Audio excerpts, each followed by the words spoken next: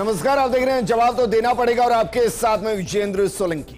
क्या वाकई में मुमकिन है कि आप सिर्फ सवाल ही सवाल करते जाएं और जवाब आपको चाहिए ही नहीं? और अगर कहा जाए कि हम जवाब देने को तैयार हैं तो आप एक नया सवाल खड़ा कर दें। क्या वाकई में वर्तमान देश की सियासत के अंदर यही चल रहा है? एक एक करके तमाम संस्थाओं पर सवालों को उठाना और जब जवाब देने की बारी आए, जवाब सुनने की बारी आए तो नए सवाल को जन्म दे देना। ये इसलिए क्योंकि आप देखिए बीते 1.5 साल में देश के अंदर ईवीएम को लेकर सवाल हुआ। इलेक्शन कमीशन ने कहा कि आइए और इसको हैक करके दिखाइए, कोई नहीं पहुंचा। इसके बाद महाराष्ट्र चुनाव को लेकर सवाल खड़ा किया गया। इलेक्शन कमीशन ने कहा कि आइए और इस पर स्पष्टीकरण दीजिए, कोई नहीं पहुंचा। इसके बाद हरियाणा इलेक्शन को लेकर सवाल हुआ, विपक्ष को बुलाया गया, विपक्ष नहीं पहुंचा, कांग्रेस ने बाइकआउट कर दिया, मीटिंग का ही बाइकआउट कर दिया। उसके बाद एसआईआर को लेकर बाकायदा इलेक्शन कमीशन ने कहा कि आइए अपनी आपत्तियां दर्ज कराइए, कोई नहीं पहुंचा। लेकिन इस सब के बीच में अपोजिशन ने एक लिस्ट जारी की और कहा कि वोट चोरी हो रहे हैं। इलेक्शन कमीशन ने कहा कि लिस्ट इलेक्शन कमीशन की है ही नहीं, हम इसकी प्रामाणिकता को नहीं मानते, आप हलफनामे के साथ आइए। अपोजिशन ने कहा हम नहीं आएंगे। इसके बाद सदन से मार्च शुरू हुआ। आज इलेक्शन कमीशन की बिल्डिंग तक पहुंचने की कोशिश की गई। 200 के आसपास कहा गया कि अपोजिशन के सांसद हैं। इलेक्शन कमीशन ने कहा कि फिर आइए आप 30 प्रतिनिधि के मंडल को आप बुला लीजिए, हम बातचीत करेंगे। अपोजिशन कहता है कि हम चुनने की स्थिति में ही नहीं, हम 200 के 200 आएंगे। क्या वाकई में अपोजिशन वर्तमान में किसी समस्या के समाधान को चाहता भी है या सिर्फ एक इश्यू को रेस कर देश को भ्रमित करना चाहता है? क्योंकि जहां से समाधान मिलना है वहां कोई बात करने के लिए पहुंच नहीं रहा। आज बात इसी मुद्दे पर कि एसआईआर को लेकर जो रार सड़क से संग्राम तक पहुंच रही है, क्या कोई समाधान चाह भी रहा है या नहीं चाह रहा?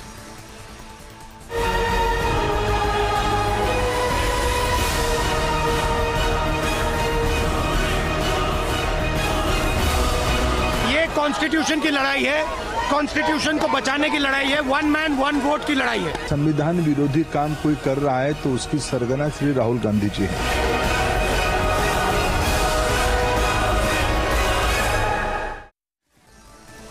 आज भी इलेक्शन कमीशन ने कहा कि 30 प्रतिनिधियों का डेलीगेशन हमसे मिलने के लिए आ सकता है, लेकिन अपोजिशन में तय ही नहीं हो पाया कि कौन से 30 को भेजा जाए।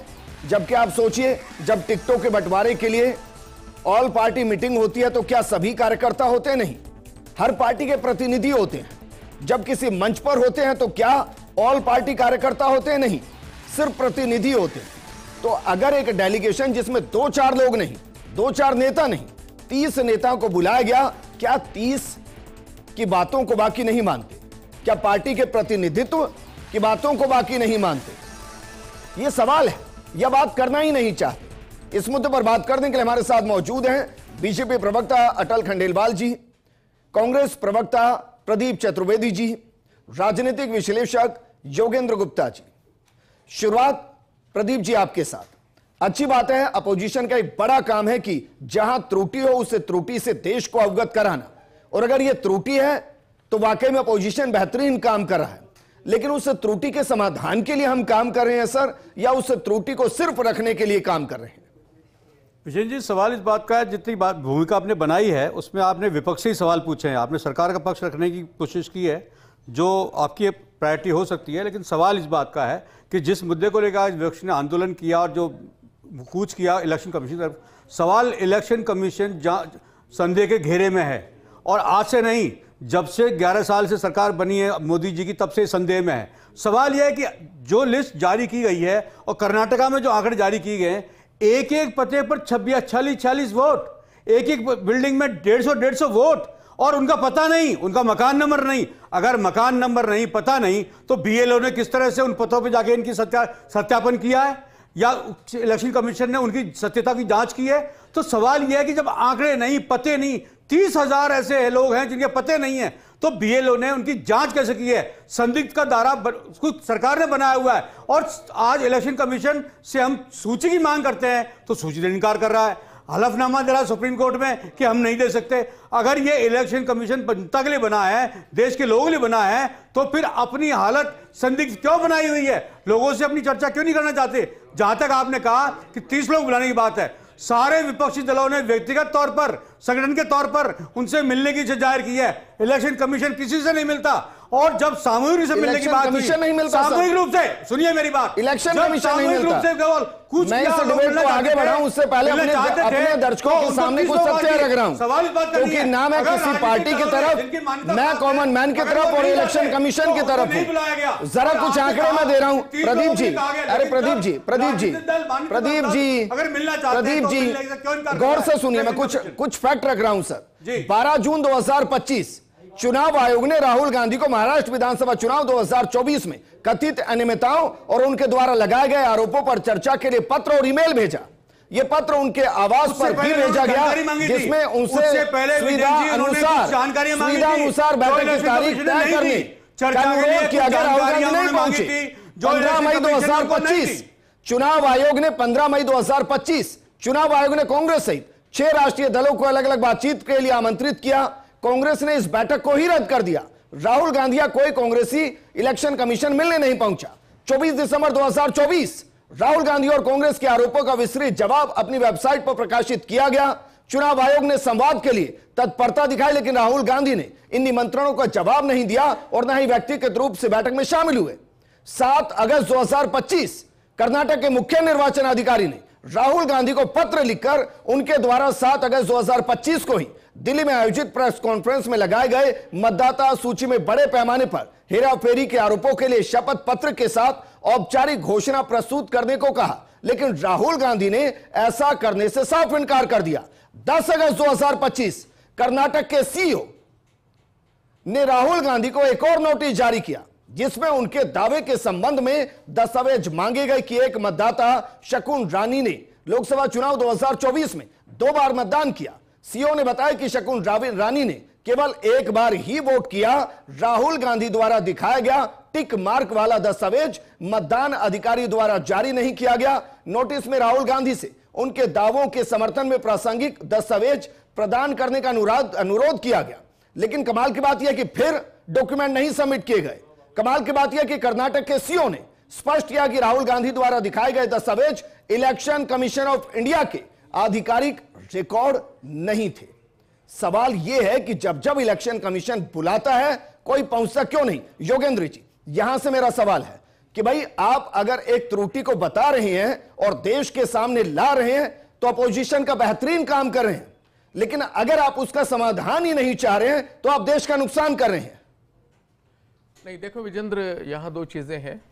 राहुल गांधी नेता प्रतिपक्ष हैं, उनका अपने एक संवैधानिक पद है और उनका काम ये है कि जो खामियां उनके सामने आती हैं उनको रखना चाहिए, और वो अपना काम बखूबी शायद करने की कोशिश कर रहे हैं।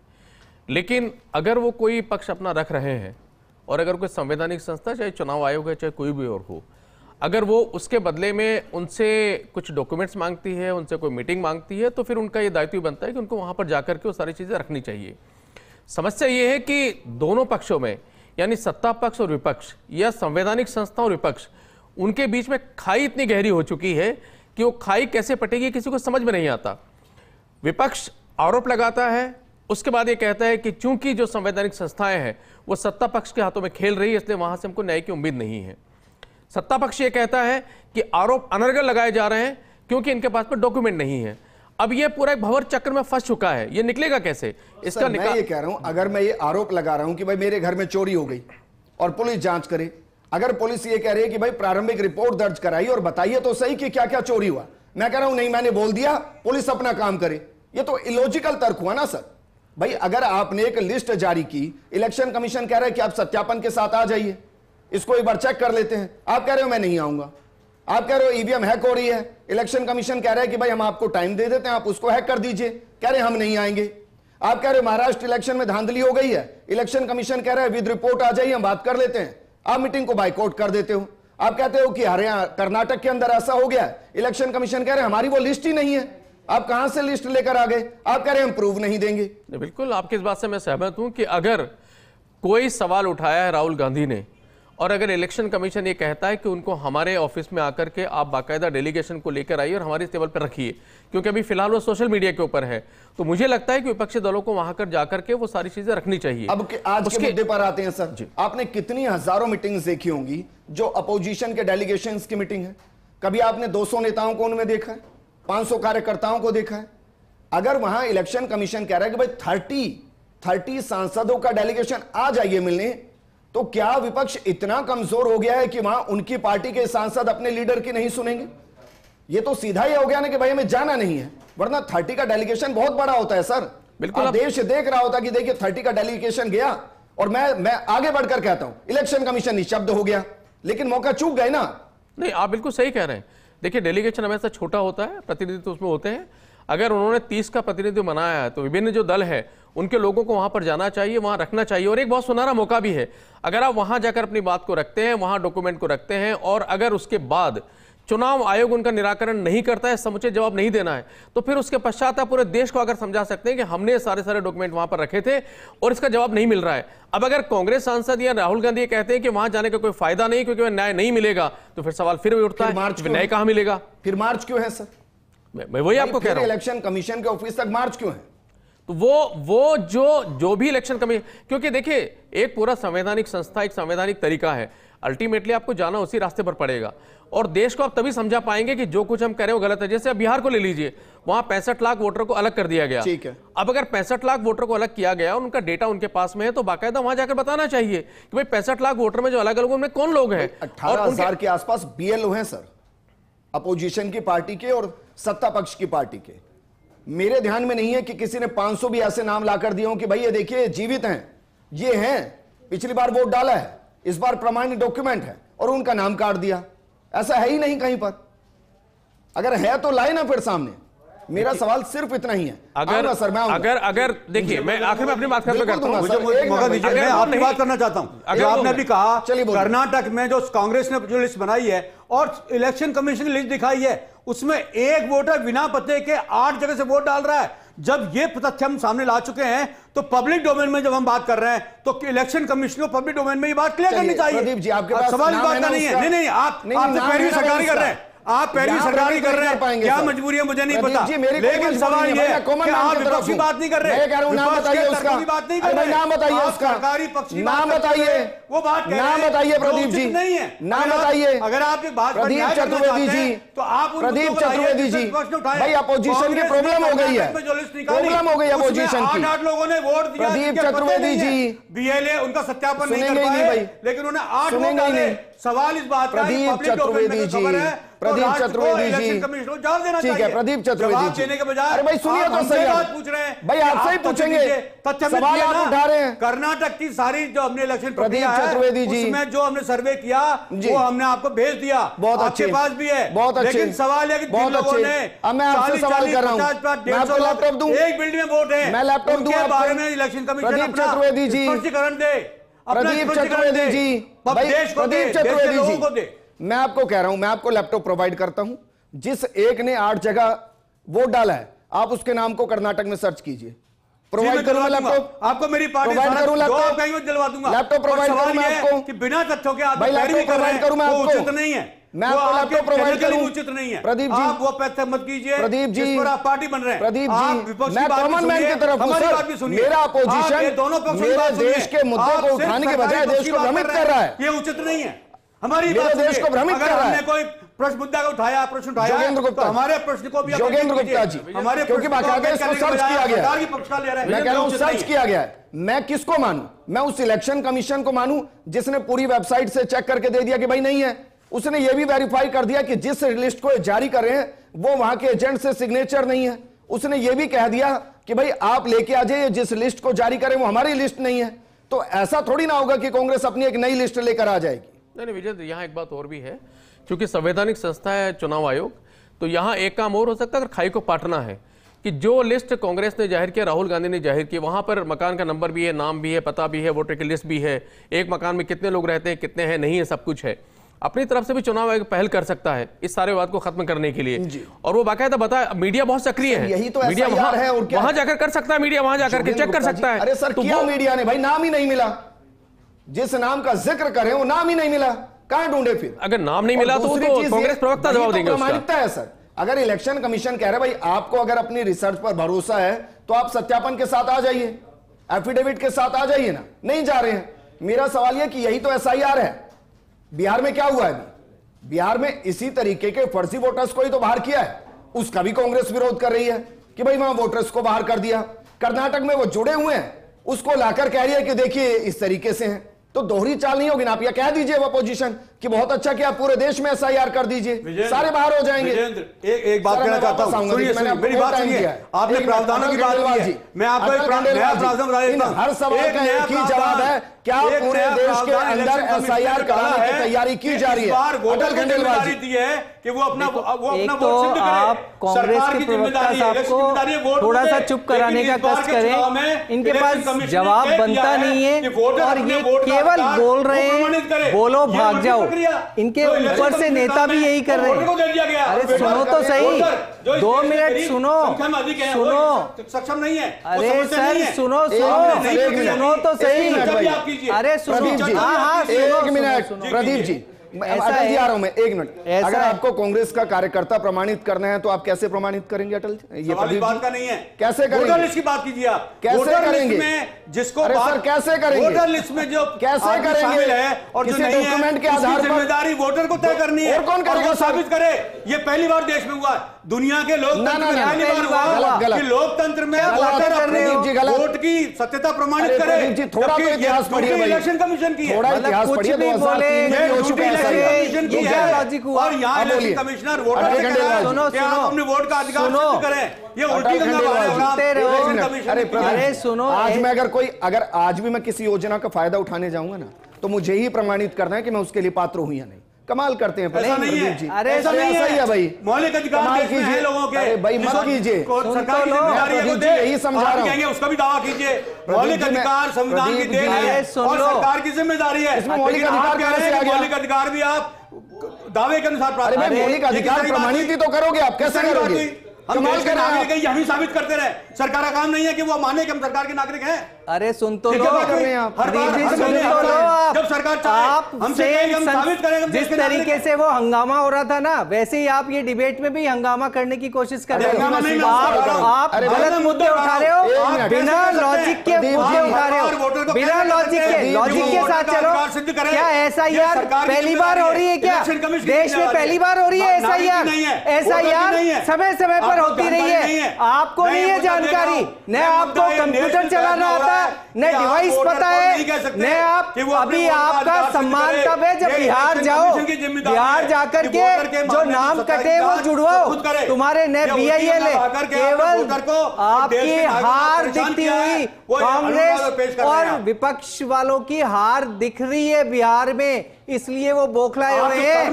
2014, 2019, 2024 के अंदर कांग्रेस हारी और अब हालत खराब है। अटल खंडेलवाल जी, एक मिनट, एक बात सुनिए। क्या प्रदीप जी, क्या कर्नाटक में किया? जो एक बात बताइए, एक बात बताइए, इलेक्शन कमीशन इनको बार-बार टाइम दे रहा है। क्या कह रहे हैं जो कर्नाटक में किया? कर्नाटक का चुनाव परिणाम क्या था? मैं यही पूछ रहा हूं, क्या था परिणाम? क्या था? आपने जो कौन जीता वहां पर? वो अब दुनिया के सामने कौन जीता वहां पर? देश के सामने कौन जीता वहां पर? एक पते पर विजेंद्र जी, जब अच्छा लगता जब ये कर्नाटका में जीतने के बाद इस्तीफा देते, इस्तीफा देकर और बोलते कि हाँ साहब यहाँ लिस्ट गड़बड़ थी। हम ये बोलते हैं कि लिस्ट गड़बड़ है। सीधा सवाल कर रहा हूं भाई, क्या पूरे देश में अटल जी, हिमाचल क्या पूरे देश में अटल जी, क्या पूरे देश में एसआईआर कराने की जरूरत महसूस हो रही है? बिल्कुल, एसआईआर अपोजिशन भी साथ आ गया भाई। देखिए एसआईआर समय समय पर होती रही है, इनको तो क्या आरोप इतनी भी नहीं हुई भाई, 2003 में हुई है, बार-बार नहीं हुई है, बार-बार इस तरीके से आप कर रहे हैं, पहले नहीं हुई बात, इस पहले नहीं हुई, कारण 2003 बहुत अच्छी बात है ना। अच्छा एसआईआर में क्या करेंगे? चलिए ये बताइए क्या करते हैं विजेंद्र जी?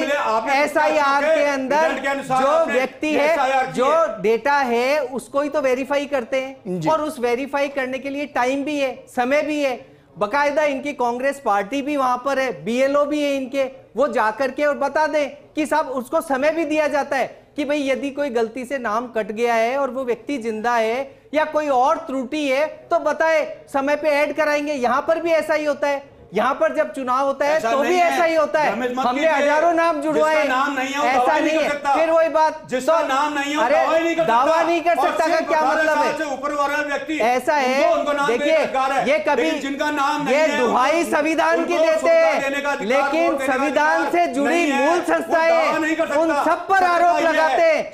यही कांग्रेस की चाल है। और जहां तक राहुल गांधी जी है और उनका नीचे तक लीडरशिप, और अब तो इस मंच पे भी देख रहा हूं कि उनको आरोप लगाने के अलावा जो लॉजिक है वो पता ही नहीं है, कैसे किसी बात को सिद्ध किया जा सकता है। मैं क्या कह रहा हूं भाई, क्या हर बार एक मिनट, ये आरोप नहीं लगाते? मेरा सवाल ये है भाई अटल जी, आप आरोप नहीं लगाते? अटल जी, क्या भाई कहीं कहीं जहां जहां इलेक्शन होंगे वहीं एसआईआर होगी या पूरे देश में एसआईआर होगी? आपको विजेंद्र जी पता है कि राजस्थान के अंदर भी डेटा वेरिफिकेशन का काम शुरू हो गया है, आपको पता है ना विजेंद्र जी? ये बात तो सबको पता है।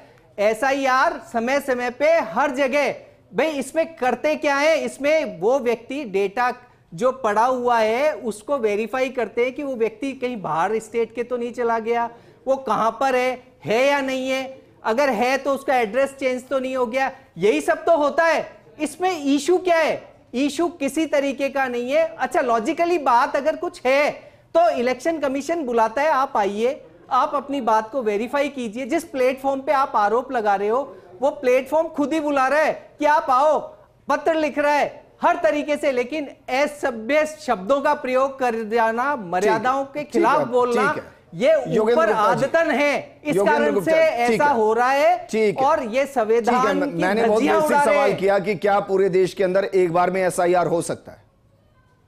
ये एक बार क्या कहा आपने? एक बार में पूरे देश में एसआईआर हो सकता है? देखिए, एक बार में पूरे देश में एसआईआर नहीं हो सकता। एसआईआर समय पर एक समय सीमाबद्ध तो हो सकता है, लेकिन उसको बार बार वेरीफाई करना ही पड़ेगा। ठीक है, वो तो वैसे भी इलेक्शन से पहले होता है, वेरीफाई तो करना ही पड़ेगा। बिहार का उदाहरण लेता हूं सर मैं, 99.25% वेरीफाइड हो चुके हैं, जो वहां पर इलेक्शन कमीशन की जो वेबसाइट बता रही है। उसके अलावा जो 65 लाख का आप जिक्र कर रहे हैं, उसमें से शायद 25 या 26 लाख वो हैं जो मृत हैं पिछले इलेक्शन से इस इलेक्शन के बीच में, जिनको बाहर किया गया। 14 लाख के आसपास वो हैं जो दूसरे स्टेट में जाकर अपनी ड्यूअल आइडेंटिटी क्रिएट कर चुके हैं, जहां पर वो वोट डाल रहे हैं। मैं ये कह रहा हूं कि अगर एसआईआर हो रही है तो कांग्रेस क्यों परेशान है? और अगर वाकई में कोई गड़बड़ी है तो एक डेलीगेशन जाकर मिल क्यों नहीं लेता? क्यों ऐसा किया जा रहा है कि मामले को बार बार गरमाया जाता है और बिना उसके समाधान के उसको छोड़ दिया जाता है? योगेंद्र गुप्ता जी। नहीं विजेंद्र, देखो एसआईआर होना और एसआईआर का किस समय होना, ये दोनों अलग अलग विषय हैं। एसआईआर होना कोई गलत नहीं है, समय समय पे वेरिफिकेशन होता है। कोई वोटर शादियों के बाहर चला जाता है, कोई नौकरी के लिए बाहर चला जाता है, किसी की मृत्यु हो जाती है, कोई घर शिफ्ट कर लेता है, किसी की लोकेशन बदल जाती है, ये सारी चीज़ें कॉमन है और चुनाव आयोग का अधिकार की होना चाहिए। सवाल जो कांग्रेस उठा रही है दूसरा, उस पर भी आपको मद्देनजर हमें रखना चाहिए कि इलेक्शन जो अभी बिहार में है, जस्ट उसके पहले करना, उनको लगता है इसके पीछे कोई षड्यंत्र है, क्योंकि ये पहले भी किया जा सकता। तो एक सवाल कांग्रेस और उठाया है, मुझे लगता है भाजपा को उसका जवाब भी देना चाहिए अगर निष्पक्ष रूप से बात करेंगे तो। वो ये कि इन्हीं वोटर लिस्ट के साथ में लोकसभा के चुनाव हुए थे, अगर इस वोटर लिस्ट के साथ में बिहार के चुनाव होना कुछ गड़बड़ है तो इसका मतलब है कि लोकसभा चुनाव जो हुए हैं वहां भी कुछ न कुछ गड़बड़ थी। इसके बाद ये बंगाल में करने वाले हैं। तो आपने एक बहुत सही सवाल पूछा है कि बिना चुनाव की डेट को ध्यान रखे अटल जी को जवाब देना चाहिए कि क्या इस मध्य में जब चुनाव ना हो पूरे देश में एक साथ एसआईआर को करवा करके इस मुद्दे को खत्म किया जा सकता है? हमेशा रहा है इस एसआईआर के साथ, और मैंने पूरा प्रोग्राम भी इसको लेकर जी। मैं योगेंद्र जी अपनी तरफ से एक सवाल कर रहा हूं कि भाई मान लीजिए 1 साल पहले बिहार में एसआईआर हो चुका होता और उस 1 साल के अंदर मान लीजिए 50,000 लोग दुनिया से चले गए होते, 50,000 लोग वहां से दूसरी जगह शिफ्ट हो गए होते जिन्होंने वोट नहीं डाला। तो अगर वो इलेक्शन से पहले वो प्रक्रिया होकर और एक सिंक्रोनाइज लिस्ट तैयार हो रही है तो ऐसा तो है नहीं कि किसी का वोट कट रहा है। भाई जो भी लिस्ट आई उसमें 99.25% तो वेरीफाइड हो गए, और जो बाहर हुए हैं वो वैसे भी वोट नहीं डाल सकते थे क्योंकि उसमें से या तो दुनिया से चले गए हैं या प्रदेश छोड़कर दूसरी जगह चले गए। मुझे यह समझ नहीं आ रहा है कि इसमें इशू क्या है जिसको पॉलिटिकली माने। वोट तो कट ही नहीं रहा। भाई वोट कट रहा होता तो अपोजिशन के 18,000 बीएलओ हैं, वो बताते ना कि 1800 साहब है ही नहीं ऐसा कुछ। बिल्कुल आप सही कह रहे हैं। और जो वहां वोटर कटे हैं, मुझे लगता है कि थोड़ी सी मेहनत विपक्षी दलों को वहां पर करनी चाहिए, उन्होंने की भी होगी, और एक पूरा डेटा उनको एक खाका तैयार करना चाहिए कि जो वोटर काटे गए हैं वो अगर वोटर कटे हैं और उनको लगता है कि वोटर यहां पर मौजूद है और उनको जबरदस्ती डील और बाहर किया गया है, तो फिर उसका डेटा वहां पर देना चाहिए उनको। मुझे लगता है सब चीजें लॉजिकल होनी चाहिए। अब ये जो समय है कि बिहार चुनाव के ठीक पहले हो रहा है और ये सिर्फ भारतीय जनता पार्टी को जिताने के लिए कैसे लेते हैं कि भाई 30 के डेलीगेशन को बुलाया, मिलने ही नहीं गए। क्या अपोजिशन एकजुट नहीं है, उसको समाधान नहीं चाहिए, या उनको लग रहा है कि हम फेस बनना ही नहीं चाहते, कभी ऐसा ना हो कि आगे नुकसान हो जाए इसलिए भीड़ के साथ चलते हैं? ये तो एक नैरेटिव है। देखिए, राजनीति में नैरेटिव रचे जाते हैं। अगर 30 को बुलाया है, 200 एक साथ जाना चाहते हैं और संदेश ये देना चाहती है कांग्रेस कि वहां पर भी दुर्भावना की जा रही है, जाने का कोई फायदा नहीं होगा, तो एक राजनीतिक परिप्रेक्ष्य हो सकता है। लेकिन मुझे लगता है अगर चुनाव आयोग के ऊपर कोई सवाल उठाएं तो चुनाव आयोग को भी जवाब देना चाहिए, और अगर चुनाव आयोग किसी को बुला रहा है तो मुझे लगता है चुनाव आयोग के सामने जाकर अपनी बात भी रखनी चाहिए। प्रदीप जी, फाइनल कमेंट मेरा आपसे, अगर समाधान वाकई में अपोजिशन चाहता तो 30 का डेलीगेशन क्यों नहीं गया? सवाल 30 का डेलीगेशन क्यों नहीं गया? सवाल प्रक्रिया विजन जी, अरे सर 30 का डेलीगेशन क्यों नहीं गया? इन्वेस्टिगेशन रिव्यू भी हो सकता था और चुनाव आयोग पहले भी करता रहा है। सामान्य परिस्थिति में चुनाव आयोग जो लोग मृत हो जाते हैं, जो लोग पैदा होते हैं, उनको जोड़ता है और घटता है। ये स्पेशल इन्वेस्टिगेशन चुनाव से पहले क्यों बिहार के अंदर है ना आपके, चुनाव से पहले क्यों कराया जा रहा है कि वहां पर से वहां पर जो भी हर जगह डेटा को अपडेट करना जरूरी है। वही इन्वेस्टिगेशन, अरे इसलिए कि जहां पर आपने जहां पर घुसपैठियों को ऐड कराने की कोशिश कर रहे हो और घुसपैठिए डालने की चेष्टा कर रहे हो, गलत व्यक्तियों को जोड़ा जा रहा है, वो नहीं, अब संभव नहीं है, अब वो क्लियर किया जाएगा। और चुनाव आयोग करता रहा है, प्रदीप चतुर्वेदी जी, लेकिन इनके पास न तो बिहार में लोग हैं, न इनको लगता है इनका हार स्पष्ट दिखती है, इसलिए ये बौखलाए हुए हैं, इसलिए ये अंट रूटीन में जो भी चाहो आरोप लगाओ। ठीक है, मुझे क्लोज करना है भाई, अटल जी माफी के साथ मैं रोक रहा हूं। प्रदीप चतुर्वेदी जी, बिहार में किया गया, प्रदीप चतुर्वेदी जी, क्या अपोजिशन ये कर सकता है कि एसआईआर लिस्ट से जो बाहर हो गए और जो पात्र थे कम से कम उन 500 को ढूंढे और आगे लाकर दिखाए कि देखिए इलेक्शन कमीशन की साजिश, ये 500 पात्र थे, 500 पात्र थे और वो नहीं है। इसमें बता देता हूं आपको कि इसमें जिनके नाम रह गए उनको कोई अधिकार नहीं है कि वो रिप्लाई कर सके। सिर्फ जो 18 साल से ऊपर के जो हो रहे हैं, अरे भाई 18 साल से ऊपर के ही देते हैं, अधिकार है। लेकिन जो लोग 18 साल से ऊपर के ही वोट देते हैं, पहले वोटर थे, शुक्रिया हमारे साथ जुड़ने के लिए। क्यों लिस्ट में अटल जी शुक्रिया, प्रदीप जी शुक्रिया, योगेंद्र जी शुक्रिया। सवाल सिर्फ इतना है कि जब अपोजिशन कोई क्वेश्चन रेज कर रहा है जो उसका अधिकार है, तो क्या उस क्वेश्चन के साथ वो तमाम जवाब देने को तैयार है जिसके आधार पर वो सवाल खड़ा हो रहा है? यही सवाल ईवीएम के वक्त खड़ा हुआ, यही सवाल महाराष्ट्र के वक्त, यही हरियाणा के वक्त, और यही अब बिहार के वक्त खड़ा हो रहा है। समस्या यह है कि अपोजिशन एक भी ऐसा डॉक्यूमेंट नहीं दे पा रहा जिसको वो खुद वेरीफाई करके कह सके कि हां हम इसे वेरीफाई करके आपको दे रहे हैं, और चैलेंज के साथ कह रहे हैं इलेक्शन कमीशन जितनी बार बुला रहा है उतनी बार अपोजिशन नहीं जा रहा और उससे अपोजिशन पर ही सवाल खड़े कर रहे हैं। इस प्रोग्राम में फिलहाल इतना ही। नमस्कार।